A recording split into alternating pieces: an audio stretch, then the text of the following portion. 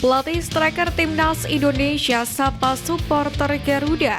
Cina tebar saywar untuk Timnas Indonesia. Sintayong janjikan hal terbaru ke Erick Thohir.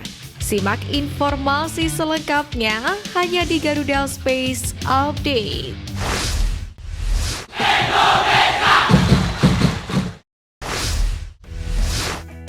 Pelatih striker Timnas Indonesia Yom Ki-hun menyapa publik sepak bola tanah air. Hal itu diketahui lewat unggahan akun resmi Instagram Timnas Indonesia. Netizen Indonesia pun menyambut baik kehadiran pelatih tersebut. Mereka ramai-ramai menyerbu kolom komentar akun Instagramnya.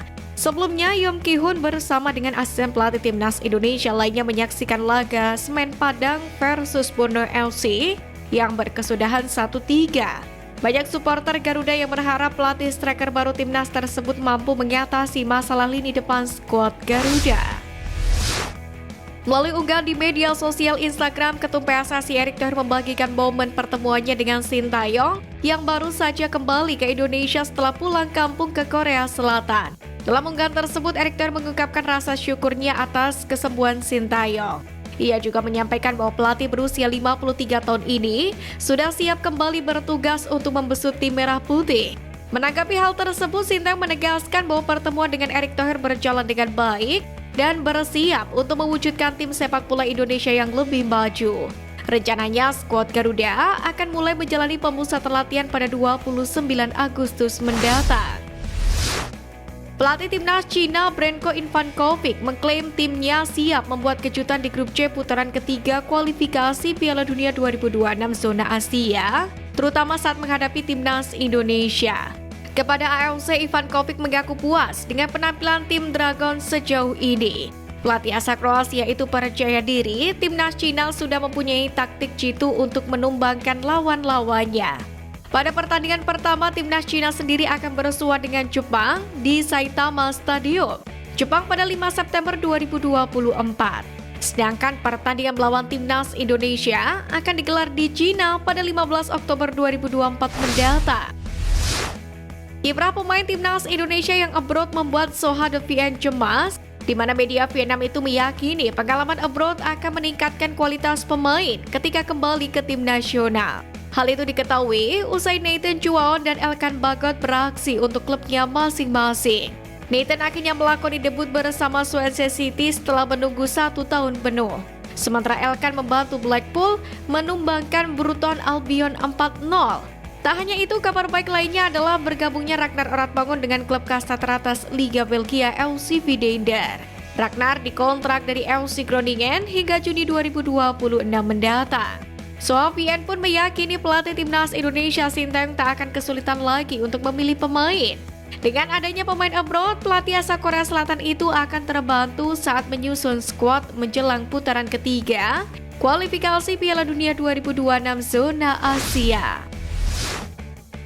Hari ini menjadi penentuan apakah Martin Paes bisa untuk membela Timnas Indonesia di putaran kualifikasi Piala Dunia 2026. Kiper FC Dallas tersebut dikabarkan akan menjalani sidang terkait masalahnya untuk memperkuat skuad Garuda. Hal itu diungkapkan oleh Sekjen PSSI Yunus Nusi.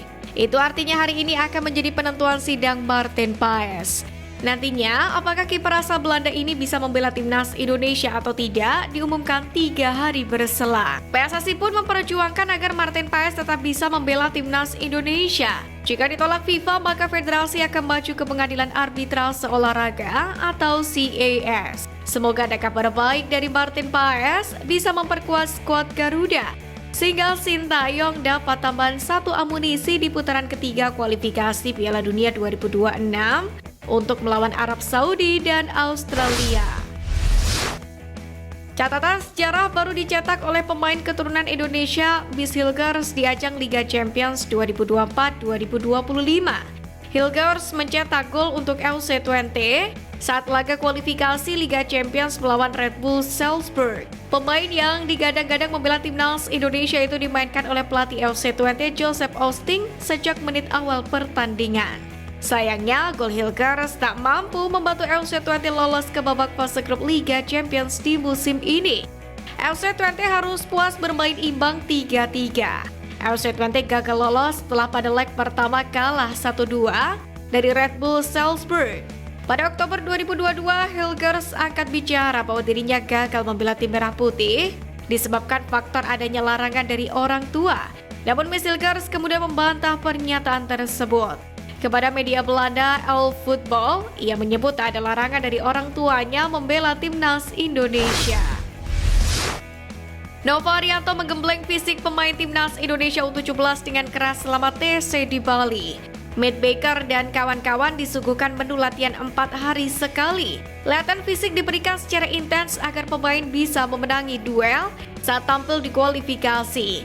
Persoalan ini jadi perhatian sebab pemain sering kalah duel di Piala AFF U16 kemarin. Secara umum selama sepekan pemusatan latihan di Bali dimanfaatkan Nova untuk persiapan umum. Ini adalah fase awal sebelum spesifik ke teknik dan taktik permainan. Menurut Nova, persiapan umum sangat penting untuk menyamakan kondisi pemain. Utamanya, pemain yang baru bergabung kondisinya agak tertinggal dari pemain lama. Asisten Sintayong tersebut juga mencanangkan 2 pertandingan uji coba di Bali. Sebelumnya, berangkat pemusatan latihan di Spanyol. Lawan yang dipilih PSSI untuk uji coba ini adalah India. Timnas Indonesia U20 punya ruang kelas khusus yang berada di pojok lantai dasar Hotel Sultan Senayan, Jakarta. Ruangan itu dijadikan tempat terbaik tim pelatih meramu taktik dan membakar semangat juang skuad Garuda Nusantara. Dikutip dari Okezone, ruang kelas itu terdapat tulisan AFC U20 ASEAN Cup kami datang. Tulisan itu menggambarkan motivasi tim untuk dapat lolos ke ajang tersebut. Selanjutnya di sana juga tersusun vandel dari berbagai federasi. Itu menandakan lawan-lawan yang sudah dihadapi oleh timnas Indonesia. Di ruang kelas itu juga ada sebuah medali emas SEA Games 2023. Medali itu kemungkinan sebagai aplikasi tim pelatih membakar semangat para pemain muda untuk berprestasi seperti timnas Indonesia U22. Ada sebuah papan tulis berukuran sedang yang menjadi alat penting tim pelatih memberikan gambaran skema untuk para pemain. Tentunya itu agar pemain memahami skema tim lewat goresan tinta di atas kertas, sehingga dapat mengaplikasikannya di lapangan.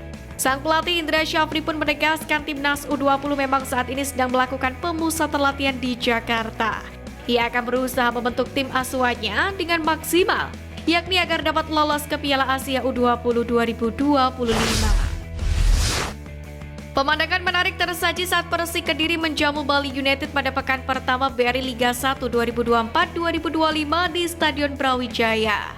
Hal itu tak terlepas dari keputusan mengejutkan pelatih Persik Kediri Marcelo Rospide yang menurunkan pemain muda Hugo Samir. Tak bisa dipungkiri winger berusia 19 tahun ini terkenal sebagai pemain temperamen. Bahkan tak jarang Hugo terlibat friksi hingga memukul pemain lawan. Namun kondisi berbeda ditunjukkan Hugo Samir saat ini. Dia tidak lagi meledak-ledak seperti dahulu. Tidak lagi bertemperamen tinggi. Padahal dalam pertandingan melawan Bali United FC tersebut dia kerap kali dilanggar. Seringkali dibuat emosi oleh pemain lawan.